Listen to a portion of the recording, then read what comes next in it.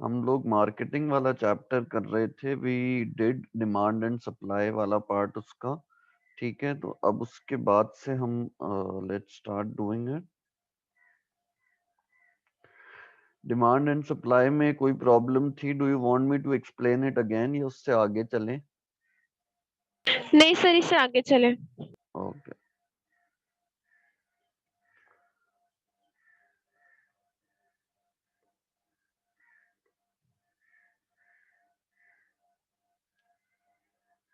अच्छा, अब हमने ये बात कर ली थी कि मार्केट के फीचर्स ऑफ मार्केट क्या होने चाहिए।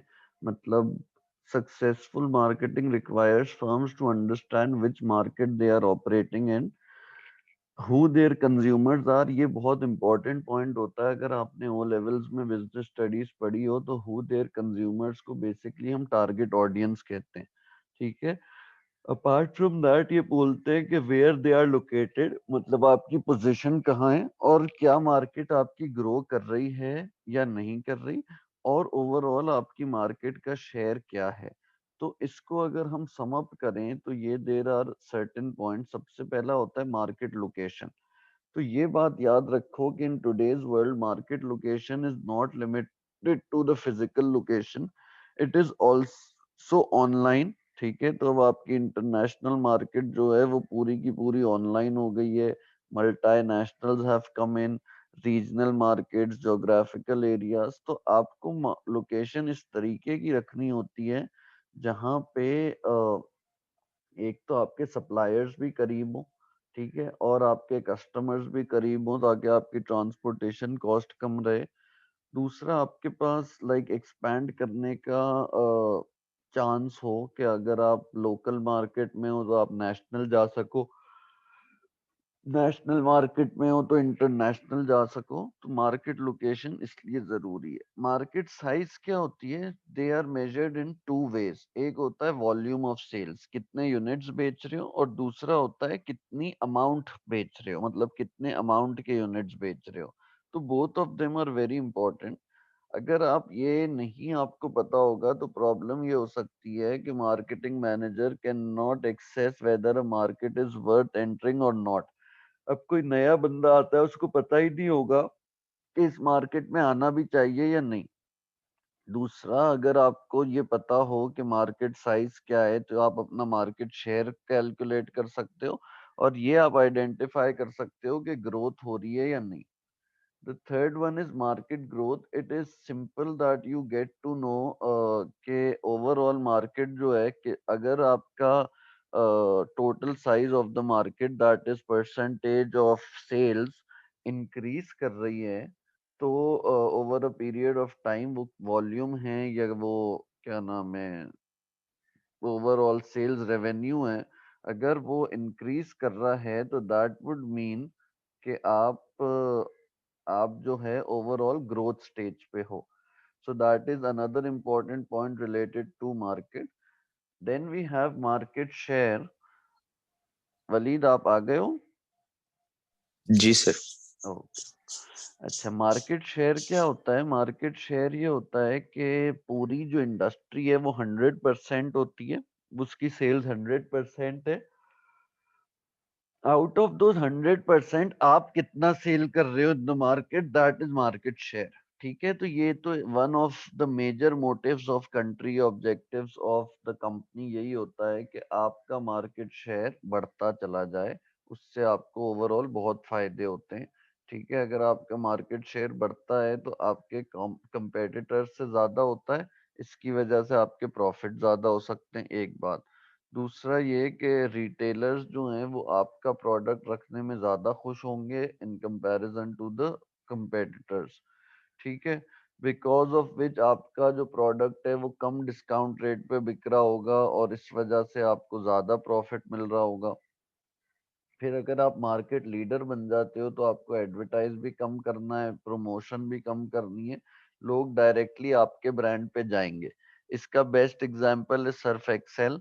लोग जो हैं वो बेशक सर्फ एक्सेल 5 रुपए, 10 रुपए, 20 रुपए महंगा भी है, but still they prefer Surf Excel over others क्योंकि वो मार्केट लीडर है इस इंडस्ट्री का। ठीक है। फिर कंपेटिटर्स आर वेरी इंपॉर्टेंट। ये आई थिंक चीजें हमने कर ली थी, तो it was just this is just something that we like quickly go through. Competitors कौन होते हैं? कंपेटिटर्स वो होते हैं जो आपके डायरेक्ट कंपटीशन में होते हैं। जैसे सर्फ एक्सेल की अगर हमने बात की तो एरियल हो गया और बोनस हो गया, सनलाइट हो गया, जो भी ब्रांड्स हैं वो डायरेक्ट इनके कंपटीशन में आ जाते हैं। तो इट्स इम्पोर्टेंट कि बिजनेस जो है वो उस competitive मार्केट में कंपटीशन को किस तरीके से किल करता है। आइदर वो प्राइस कम रखता है या वो क्वालिटी ऐसी प्रोवाइड करता है कि which is better than others. Okay, अब ये तो थी बातें जो हमने पिछली क्लास तक कर ली थी। There are some important marketing concept that we should be aware of. The first one is creating or adding value. Creating या adding value is not the same as profit, लेकिन it is the difference between the sales amount, ठीक है, it is the difference between the selling price of a product and the cost of materials and components bought into the market, bought into making it। अब आप ये देखो कि अगर एक ice cream आप लोग जो है वो 4 रुपए की बेच रहे हो, और जो प्रोडक्ट कॉस्ट थी उसकी, जैसे रॉ मटेरियल कॉस्ट जो थी, मिल्क, क्रीम, शुगर, ये सब वो 1 रुपए थे, तो आपको एडेड वैल्यू क्या है? 4 - 1 3। Now please do remember this is not your profit, क्योंकि प्रॉफिट अगर होता तो प्रॉफिट में से रेंट भी माइनस होता, वेजेस भी माइनस होती, अदर कॉस्ट भी माइनस होती। So it's important to understand कि this is not the same as profit. अभी किसी को कोई क्वेश्चन है एडेड वैल्यू पे? No, sir. No, sir. Okay, तो अगर आप वैल्यू ऐड करने की बात करते हो, तो वैल्यू ऐड करने का ये मतलब होता है बेसिकली कि आप जो है वो एक इस तरीके की मार्केट बना रहे हो या इस तरीके की इन्वायरमेंट बना रहे हो where you feel that you are like you will eventually get higher prices. अब ये जो आपके रेस्टोरेंट्स होते हैं, ये रेस्टोरेंट्स क्या करते हैं? ये रेस्टोरेंट्स इस तरीके की इन्वायरमेंट बनाते हैं जिसके अंदर वही प्रोडक्ट जो आपका समझो, if you are selling the basic product एक चिकन का आइटम, तो आपको चिकन की कॉस्ट क्या पड़ जाएगी? आप 1/4 ऑफ चिकन बेच रहे हो, तो 1/4 ऑफ चिकन का मतलब है आपको बहुत महंगा करके भी यू विल बी लाइक आपको कॉस्ट पड़ेगी 300 रुपए, and then you are selling it for 1000 rupees. So the difference that is the added value is 700। लेकिन ये बताओ, असल क्वेश्चन आता है कि why do customers pay that extra 700 for the same product जो वो कहीं और से 300 ही रुपए में ले सकते थे? It is mainly because of the exclusive and luxurious environment that you've created, the ambience you have created, ठीक है? अदर देन दैट वो पैकेजिंग हो सकती है, आप इस तरीके की पैकेजिंग करके दे रहे हो कि कस्टमर जो है वो बड़ा इम्प्रेस हो रहा है और वो खरीद रहा है, ठीक है? तीसरा जो है वो आपका ब्रांड इस तरीके का हो सकता है कि लोग कहें कि भाई ये तो मस्ट हैव प्रोडक्ट है, ठीक है? Anyone who has a problem in understanding these 3 points?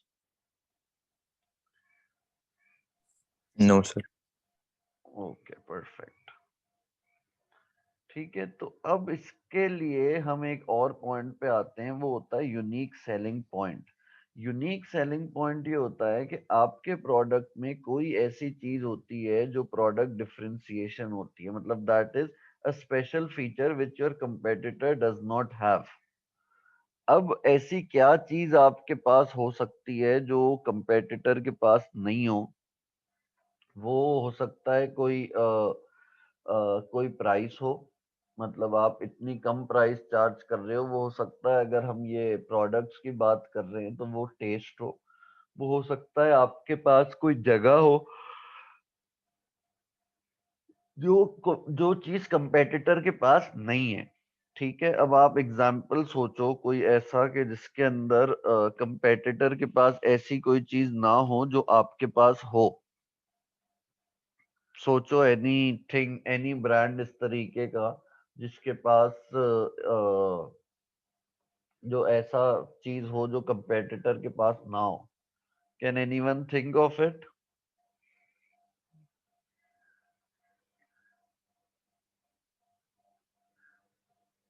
बताओ, आई एम वेटिंग।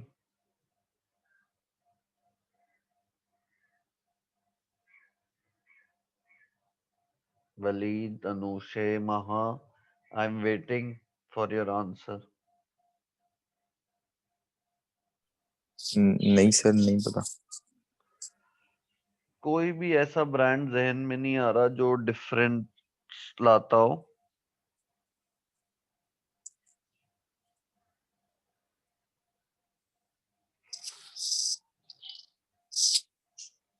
अच्छा, सबसे पहले मैं आपको एक एयरलाइन का एग्जांपल देता हूँ।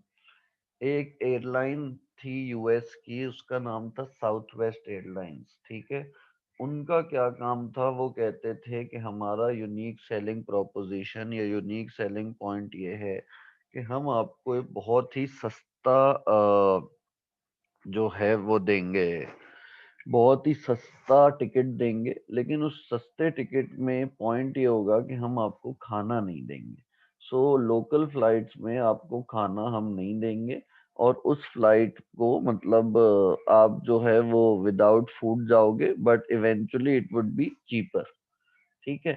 अब इसके अंदर और यूनिक सेलिंग पॉइंट्स क्या हो सकते हैं? If we talk about airlines, तो इनका हो सकता है कि ये इनके जेट जो हैं वो तेज हैं, and you can reach your destination earlier in comparison to others, ठीक है। गाड़ी का अगर होता है तो माइलेज बेटर हो सकती है। कोई शेप इस तरीके का हो सकता है जो बाकियों के पास नहीं है, ठीक है। तो ये आपका यूनिक सेलिंग प्रोपोजिशन होता है कि ये इनके पास नहीं है। अब अगर वॉल्स की आइसक्रीम देखो, तो हम अगर मैग्नम बोलेंगे तो मैग्नम ना इग्लू के पास है ना ओमोर के पास है। मैग्नम का एक बिल्कुल ही यूनिक चीज है। वो यूनिक चीज क्या है कि वो बेल्जियन चॉकलेट यूज करता है to cover the outside of it, ठीक है। तो इसको हम यूनिक सेलिंग पॉइंट बोलते हैं, जिसकी वजह से आप स्टैंड आउट करते हो अपने बाकी कंपेटिटर्स से। क्लियर है ये बात? Yes, sir. तुम लोग बोल क्यों नहीं रहे आज? Yes sir. अच्छा, Maha has left, okay. Okay, अब सेकंड इंपॉर्टेंट कॉन्सेप्ट मार्केटिंग का जो हमें पता होना चाहिए वो है mass marketing and niche marketing. Niche marketing का मतलब होता है कि आप एक बहुत ही small section of the market को टारगेट कर रहे हो, जो कि शायद कंपेटिटर्स ने अभी तक टारगेट नहीं किया हो, ठीक है। तो अगर मैं बोलूं कि कोई रेस्टोरेंट में खोलता हूं, वो बच्चों के लिए हो। यहाँ पे कराची में एक रेस्टोरेंट खुला जिसका नाम है आउल्स नेस्ट। उन्होंने ये टारगेट किया कि माँ बाप खाना खाने आए, लेकिन बेसिकली माँ बाप नहीं आए, वो वाले पेरेंट्स आए जो अपने बच्चों को यहाँ छोड़ दें। और यहाँ पे हमने इतने सारे गेम्स रखे हुए हैं, हमने फेस पेंटिंग रखी हुई है, हमने जंपिंग कैसल रखा हुआ है, और मतलब अच्छे लेवल के गेम रखे हुए हैं। तो ये एक ऐसी मार्केट थी रेस्टोरेंट की जो लोगों ने टैप अभी तक नहीं की थी। तो नीश मार्केटिंग का मतलब होता है when you are actually targeting a small section of the market. सही है। अगर आप कोई गाड़ी इंट्रोड्यूस कराते हो जो कि ऑटोमेटिक गाड़ी उस तरह की हो जो ओल्ड एज पीपल के लिए हो, दैट इज नीश मार्केटिंग। कि आपने सबको टारगेट नहीं कर रहे, आप एक बहुत छोटे मतलब एक बहुत ही लिमिटेड नंबर ऑफ पीपल को टारगेट कर रहे हो। जैसे टूथपेस्ट होता है, टूथपेस्ट अगर आप नॉर्मल टूथपेस्ट लोगे तो भाई वो तो सबके लिए, लेकिन एक टूथपेस्ट होता है जो खाली क्या नाम है, जो आपको डेंटिस्ट ने बताया हुआ होता है, जो ब्लीडिंग गम्स के लिए होता है। तो everyone doesn't use that toothpaste. People who have bleeding gums will only use that toothpaste. तो पैराडोंटेक्स हो गया, सेंसोडाइन हो गया, not everyone will go for it, but yes, the people who have this problem will definitely go for it। तो आपकी target market बड़ी छोटी है। ये होता है नीश मार्केटिंग, ठीक है। और ऑन दी अदर हैंड एक होता है मास मार्केटिंग। मास मार्केटिंग आपको नाम से बता रहा है, it is one product for the whole market. अब आपके पास ये जो साबुन होते हैं, जो टूथपेस्ट होते हैं, जो टूथब्रश होते हैं, वो अगर आपका 5 साल या 10 साल का बच्चे से लेके 60 to 70 years के दादा नाना दादी, everyone is using that same product. Similarly अगर आपकी ये कोका कोला और पेप्सी की ड्रिंक्स हैं, वो एक 5 साल का बच्चा भी पीना चाहता है और एक 50 प्लस का बंदा भी पीना चाहता है, अनलेस उसको कोई बीमारी हो। So that is mass marketing. That is one product for the whole market. All right. Anyone who has a problem? No, sir. Sure, No, ये sir. समझ आ गया दोनों को? Yes, हाँ sir. जी। आप दोनों ने मुझे आंसर्स भेजे? Yes, sir. दोनों। अनुषा आपने तो भेज दिया था। हाँ वलीद, जी। वलीद आपने नहीं भेजा?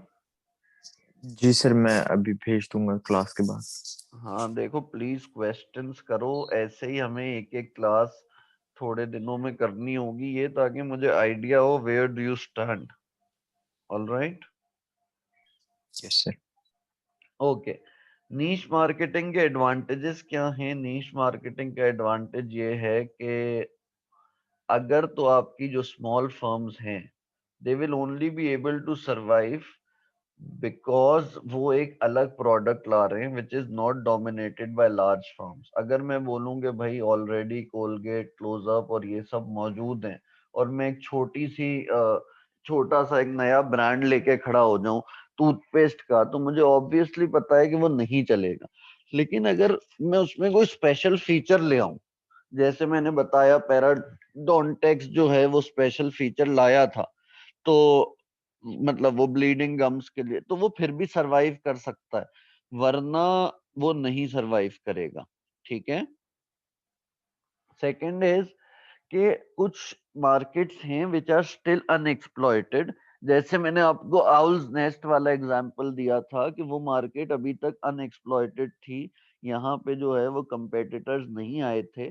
तो अगर वो इसको सही से चलाते हैं तो इनके पास अपॉर्चुनिटी है कि वो हाई प्रॉफिट्स गेन कर सकें। ठीक है। तीसरा ये है कि अगर नीश मार्केटिंग जो है वो, ये जो बड़ी फर्म्स हैं, जैसे मैंने कोलगेट का एग्जांपल दिया, अगर they also move towards niche marketing, और वो भी एक ऐसी मार्केट भी ढूंढें जहां जो अनटैप्ड है अभी तक, तो वो तो फिर बहुत तेजी से तरक्की कर सकते हैं। ठीक है, क्योंकि उनके पास तो रिसोर्सेज भी बहुत हैं, और अगर उनको ऐसी कोई मार्केट मिल जाए जिसके अंदर they realise that competitors are not there yet, so they will definitely make a lot of profits। ठीक है, तो ये कब हो सकता है? जैसे अब मैं बोलूँगी कोलगेट जो है वो भी बैठ के ये वाला एक प्रोडक्ट, सेंसिटिव प्रोडक्ट निकाल लिया उसने, and if they actually find something where they can gain more profit, तो उनको तो बहुत ज्यादा प्रॉफिट हो सकता है। ओके। मास मार्केटिंग का फायदा क्या है? मास मार्केटिंग का सबसे बड़ा फायदा ये है कि नीश मार्केटिंग जो है ना, वो इकोनॉमीज ऑफ स्केल अचीव नहीं कर सकता, क्योंकि उनके पास इतनी रिसोर्सेज नहीं होती। बहरहाल मास मार्केटिंग में तो ये है कि प्रोडक्ट बन रहा है, बन रहा है, बन रहा है, क्वांटिटी में इतना बन रहा है कि बल्क में जब आप प्रोडक्ट बनाते हो तो आपको डिफरेंट इकोनॉमीज ऑफ स्केल होता है।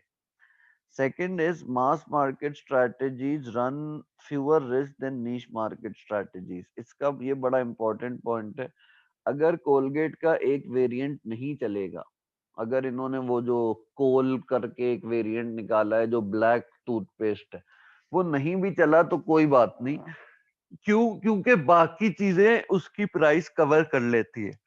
बाकी टूथपेस्ट इतना बिक जाएंगे, बाकी साबुन इतना बिक जाएंगे, बाकी सर्फ इतना बिक जाएगा कि इनकी मास मार्केटिंग से चीजें कवर हो जाएंगी। बहरहाल अगर नीश मार्केटिंग का एक ही प्रोडक्ट है, वही ना चला, so what will happen that they will badly get stuck, और अगर वो नहीं चला तो फिर they can be forced out of the market.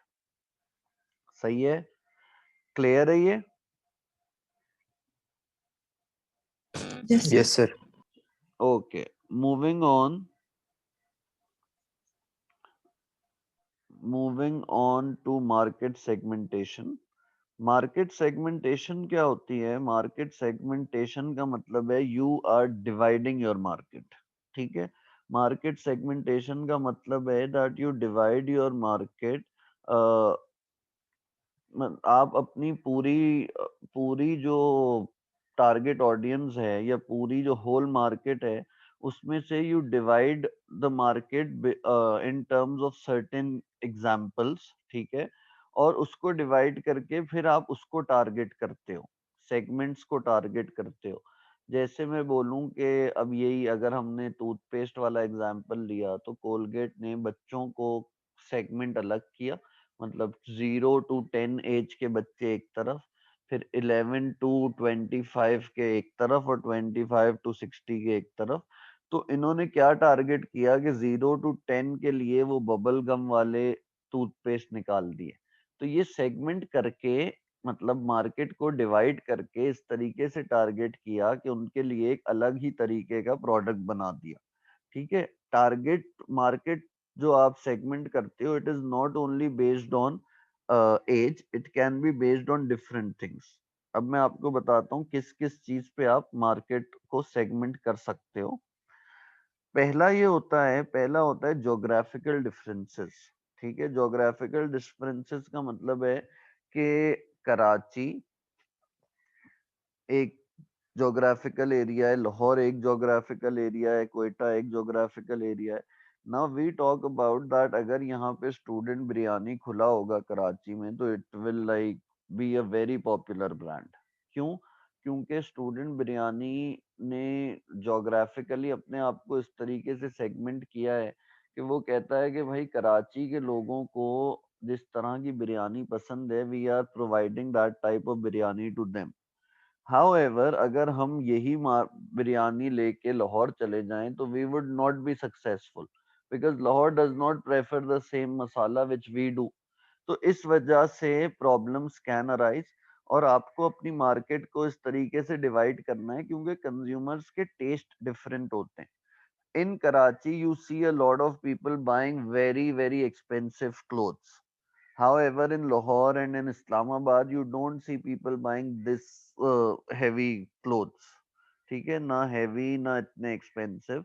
तो आपको सबसे पहले अपने आप को जोग्राफिकली सेगमेंट करना पड़ता है कि डिफरेंट ज्योग्राफीज का, डिफरेंट बाउंड्रीज का, डिफरेंट नेशनल बाउंड्रीज का अलग अलग टेस्ट होता है, अलग अलग प्रेफरेंस होती है। तो आप उसी तरीके से अपना प्रोडक्ट को टारगेट करो। अब मुझे बताओ, किसी को इस चीज से मसला है? No, anyone who sir. No did sir. Not understand this? Okay. दूसरा होता है डेमोग्राफिक। डेमोग्राफिक में तीन चार चीजें आ जाती हैं। डेमोग्राफिक में आपकी एज आ जाती है, आपका जेंडर आ जाता है, आपका फैमिली साइज आ सकता है, एथनिक ग्रुप आ सकता है। तो अब आप ये देखोगे कि एज, सबसे पहले लोग बहुत ज्यादा सेगमेंटेशन करते हैं डिपेंडिंग अपॉन एज। एज का मैंने आपको बता दिया कि भाई अगर कोई क्लोथिंग ब्रांड भी है, आउटफिटर्स को ले लो, तो आउटफिटर्स का किड्स सेक्शन अलग होगा, बॉयज सेक्शन अलग होगा, जेंट्स विमेन सेक्शन अलग होगा। तो ये तो आपने सबसे पहले एज से क्या किया कि आपने बच्चों के ब्रांड अलग, बच्चों का सामान अलग किया, उनके लिए एक अलग ही तरीकों के कपड़े बनाए। और लेडीज और जेंट्स का अलग कर रहे हो, तो दैट मींस जेंडर अलग कर रहे हो। तो ये डेमोग्राफिक डिफरेंसेस होते हैं। ठीक है, और इसमें इनकम डिफरेंस भी होता है। तो अब इनकम डिफरेंस क्या होता है कि आप कुछ प्रोडक्ट्स बनाते हो फॉर लोअर इनकम ग्रुप, जिसके अंदर आपकी कोशिश होती है कि जैसे अब यही आउटफिटर्स वगैरह है, ये टारगेट करने चला जाता है कि भाई कुछ लोग हैं जो प्राइस के लिए आएंगे। So if they're coming from for price, they should still be happy and buy our product. And then there is an upper middle class, which is like someone who has a lot of money, and he or she will look for quality. तो आपके पास ऐसे products भी हों जो quality में बहुत high हो, so that people actually like the quality and go for it. ठीक है, तो ये फैक्टर्स आपके बड़े जरूरी हैं। फिर फैमिली साइज पे डिपेंड करता है। फैमिली साइज का मतलब ये होता है कि कुछ लोग जो हैं अगर वो जॉइंट फैमिली में रहते हैं, so they are like 10 12 15 people living together, तो आप एज अ रेस्टोरेंट कई जगह आपके पास फाइन डाइनिंग इन टाइप लोगों के लिए होती है जहाँ ज्यादा लोग आ रहे हो, जैसे बारबेक्यू टुनाइट हो गया। But then there are some restaurants which only targets few people. जैसे आपका बहुत बड़े बड़े रेस्टोरेंट्स हैं, वो कहते हैं भाई मैक्सिमम जो है वो एक कपल आ जाए, 2 लोग आ जाएं, 3 लोग आ जाएं, इससे ज्यादा हम नहीं रखेंगे। तो and other than that ethnic background होता है। अब आपका जो पाकिस्तानी कल्चर है does not promote a lot of western clothes, it does not promote a lot of western taste. McDonald's ने बीच में डिफरेंट कंट्रीज के बर्गर्स लाने की कोशिश की, but it did not go well in Pakistan, because Pakistan का एक सेट टेस्ट था। सिमिलरली कुछ डिफरेंट कपड़े होते हैं जो कि बाहर की कंट्रीज में बहुत चलते हैं क्योंकि उनका वेस्टर्न कल्चर है, वो पाकिस्तान में नहीं चलता। So as a brand it is very very important that you understand this fact कि आपका कल्चर क्या कह रहा है, आपका जो आपने टारगेट मार्केट सेट की है, आप उसको सही से टारगेट किया हुआ है या नहीं। Are the products that you are making limited to that particular target market और नॉट। उसके बाद तीसरा जो इम्पोर्टेंट सेगमेंटेशन तरीका होता है वो होता है personalities, lifestyles, values and attitudes. इसको साइकोग्राफिक कहते हैं। लाइफस्टाइल का मतलब है कि हो सकता है कि आपके पास बहुत पैसे ना हो, बट आपका लाइफस्टाइल ये हो कि आप महंगे महंगे ब्रांड्स खरीदते हो, महंगे महंगी जगह खाना खाने जाते हो, पता नहीं कैसे मैनेज करते हो, लेकिन स्टिल पीपल डू दैट। ठीक है, they manage a lifestyle which is very high. Similarly उनकी पर्सनालिटीज होती हैं। पर्सनालिटीज इस तरीके की होती हैं कि वो महंगी चीजें खरीद रहे हो, या हो सकता है पर्सनालिटी इस चीज की हो कि वो नहीं खरीद रहे हो। फिर वैल्यूज और एटीट्यूड आ जाता है आपका सर्टेन चीजों की तरफ। वैल्यूज का मतलब होता है, जैसे अगर मैं बोलूं लोगों की वैल्यू में या कल्चर में नहीं है कि वो वेस्टर्न कपड़े पहने, ऑल्दो उनके पास इतने पैसे भी हैं, उनकी गैदरिंग भी है, बट वो नहीं पहनते, तो वो नहीं पहनना चाहते, उनके लिए दिस इज नॉट एथिकल। ठीक है, सो दे वुडंट डू दैट। कुछ लोग होते हैं जो कहते हैं हम सिर्फ ऑर्गेनिक खाने खाते हैं, तो उनको अगर इनऑर्गेनिक उनको बाहर के खाने खिलाओगे तो वो नहीं खाएंगे, बेशक वो जितने ही अमीर हो जाए। ठीक है, अदर देन दैट आपका एटीट्यूड बड़ा मैटर करता है towards what ever is going on. अब आपके एटीट्यूड में आप एक एक्सट्रोवर्ट अगर हो, एक्सट्रोवर्ट का मतलब होता है आउटगोइंग हो, लोगों से मिलने वाले हो, बहुत दोस्तियां करने वाले हो, अगर आप इस तरीके के बंदे हो, अगर आपका एटीट्यूड इस तरीके का है, तो probably you will like using those brands which are like very vocal, और वो वाले जो बहुत पॉपुलर ब्रांड्स हैं। लेकिन अगर आप एक इंट्रोवर्ट हो, आप अपने आप में रहना पसंद करते हो, आपके इतने दोस्त वगैरह नहीं है, so the valid point would be that you would not like the brands which are very loud, जो कि बहुत ही कोई फंकी चीजें दे रहे हैं। Instead you will go for brands जो कि बड़ा एक एलिगेंट सी लुक देते हो।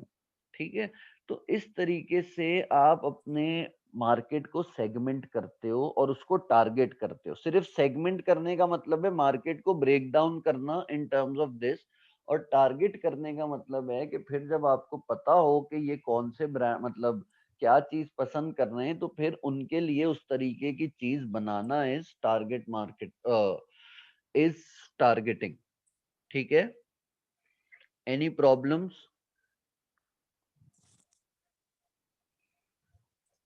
नो Why is सर। everyone so sleepy today? Any जी sir. problems, girls? Maha, no sir. Anushe, no problem, sure? No sir. No, sir. Okay. अब इसके एडवांटेजेस सुन लो और डिसएडवांटेजेस सुन लो। किसके? मार्केट सेगमेंटेशन के। पहला मार्केट सेगमेंटेशन का फायदा ये है कि अगर आपकी टारगेट मार्केट प्रिसाइसली डिफाइंड है, तो आपका जो प्रोडक्ट डिजाइन होगा और जो आप गुड्स बनाओगे वो स्पेसिफिकली उन्हीं लोगों के लिए बनेंगे और उससे आपकी सेल्स इंक्रीज होंगी।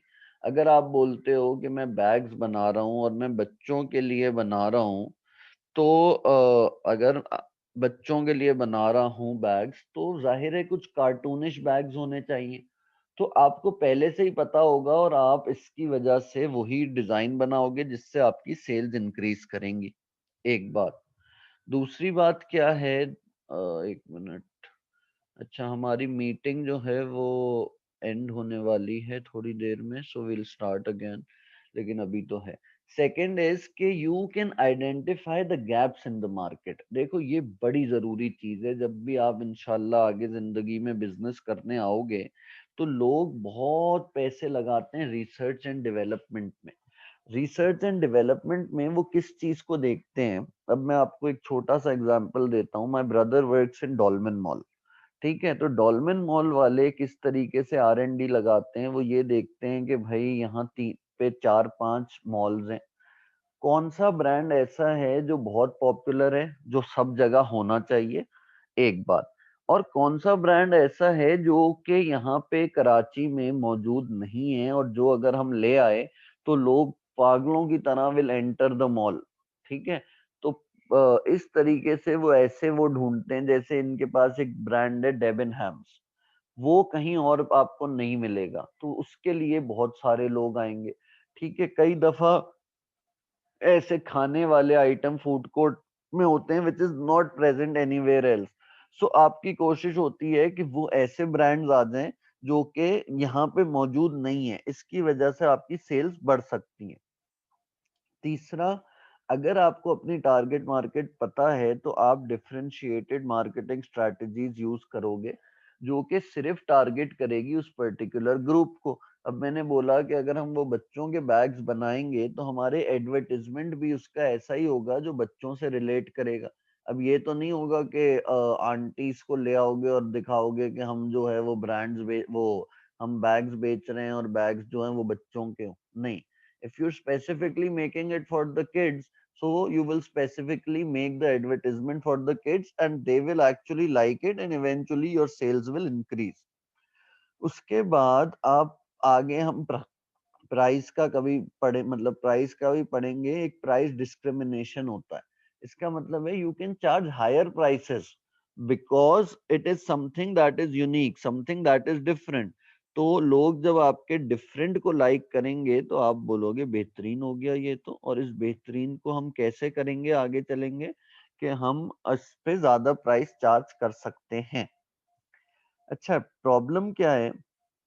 मैंने जैसे आपको बताया R&D is a huge problem because this cost a lot of money. अगर किसी डिपार्टमेंट को सबसे ज्यादा पैसे मिलते हैं तो वो रिसर्च एंड डेवलपमेंट का डिपार्टमेंट होता है जिसको सबसे ज्यादा पैसे चार्ज किए जाते हैं। ठीक है, तो it is very important that these companies go for R&D, और R&D इज कॉस्टली, पहली बात।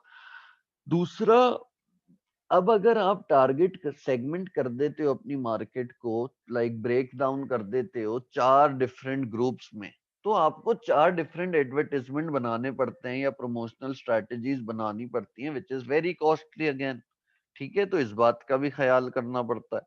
तीसरा is production and stock holding cost might be higher than the option for just producing and stocking one undifferentiated product. अब बेटा, जब आपके पास 4 different products बन रहे हैं तो आपको 4 डिफरेंट रॉ मटेरियल्स चाहिए, तो उसकी कॉस्ट भी बढ़ जाएगी, स्टोरेज कॉस्ट भी बढ़ जाएगी, स्टॉक भी ज्यादा अवेलेबल होना चाहिए all the time, so that can be a problem in itself. अच्छा, अब अगर आप एक ही या दो मार्केट्स को टारगेट करते हो तो सबसे बड़ा डिसएडवांटेज ये होता है कि there is a huge danger. और वो डेंजर ये है कि स्पेशलाइजेशन अगर फेल कर गई, अगर बच्चों के बैग्स नहीं बिके, तो आपके पास कोई और अपॉर्चुनिटी नहीं है कहीं जाने की। आपने बिल्कुल डाइवर्सिफाई नहीं किया तो आप कुछ भी नहीं कर पाओगे और आप इवेंचुअली फेल करके बिजनेस बंद हो जाएगा।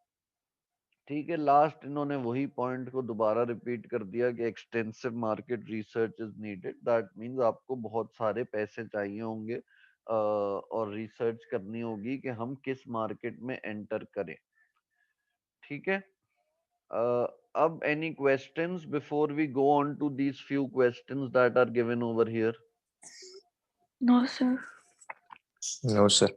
अच्छा, अब क्योंकि हमने पिछली क्लास में भी कुछ क्वेश्चंस करने की कोशिश की थी और ऑब्वियसली आप लोगों को मसला आया था, now I have thought about this के I will give you people some homework for daily basis, क्योंकि हमारे पास टाइम भी कम है और क्वेश्चंस हम अटेम्प्ट नहीं कर रहे हैं। तो ये देखो, ये क्वेश्चंस हैं, will just discuss them right now, और देन आई वुड वांट कि आप लोग जो है ये क्वेश्चंस मुझे करके दो, ठीक है। थोड़ा सा मुझे तीनों अपना अपना शेड्यूल बताओ कि आप लोगों के पास और कौन से सब्जेक्ट्स हैं, how is the preparation going, when is the exam, school है नहीं है, ये सारी चीजें बताओ so that we could like go through कि हम क्या ऐड कर सकते हैं पढ़ाई में। वलीद पहले आप बताएं। सर मेरा तो बिजनेस, इकोनॉमिक्स और अकाउंट्स सब्जेक्ट्स हैं, ठीक है, और मैं सर प्राइवेट कर रहा हूँ ए तीनों में लेवल्स। अभी अपेयर कर रहे हो? जी सर, मई जून में। और मतलब मेरा बैकग्राउंड इससे नहीं है, मेरा बैकग्राउंड साइंस से था, तो बस मुझे ये है सर कि ये तो बिजनेस और इकोनॉमिक्स तो इतना वो नहीं करते, सिर्फ ये अकाउंट्स में थोड़ा मसला होता है ना। सही तो सही। और जो सर मतलब जो आप जो का होमवर्क्स वगैरह देंगे तो वो फिर सर मैं कोशिश करूंगा कि मैं आपको जल्द से जल्द करके दूं। लेकिन उसके लिए सर ये होगा कि अगर मैं थोड़ा लेट हो जाऊं ना, क्योंकि मुझे अभी अकाउंट्स पे अपनी एफर्ट्स जो है ना सर थोड़ी ज्यादा करनी है, क्योंकि देखो, मुझे मैं मुझे उसमें बहुत मुझे वीक हूँ। बेटा लेट का कोई मसला नहीं, आप बस मुझे भेज दो जब भी आपको हो, लेकिन कोशिश ये करो कि क्लास से पहले भेज दो ताकि मुझे आइडिया हो कि आपने कर लिया है। लेकिन ना भी हो तो आप मुझे एक मैसेज करके बता दो कि सर मैं अनफॉर्चुनेटली नहीं कर पाया, लेकिन मैं आपको ठीक है करके सर। दे दूंगा, ताकि मुझे हो कि आप लोगों ने पढ़ लिया है। देखो, बिजनेस स्टडीज, व्हेन आई जी sir. Talk about all this, अगर आपने रीडिंग नहीं की हुई होगी या क्वेश्चंस नहीं अटेम्प्ट किए होंगे तो फिर आगे एडवांटेज नहीं होगा। एंड आई डोंट वांट के इन द एंड जी हम ये बोलें कि सर हमारी तो तैयारी नहीं है या वो नहीं है। ये we'll have to take it from the beginning. Anushe, अब आप बताएं।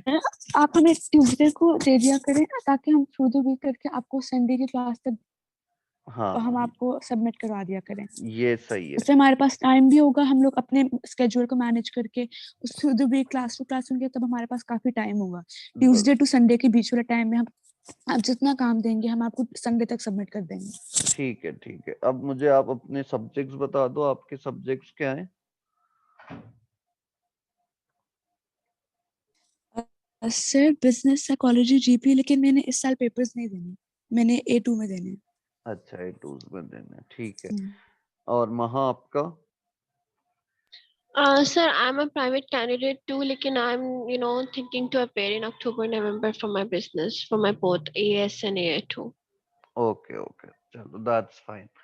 अच्छा, अब हम लोगों के पास there are a few questions जो हम डिस्कस करते हैं। हाँ, रबड़ी मांगो। हाँ हाँ हाँ।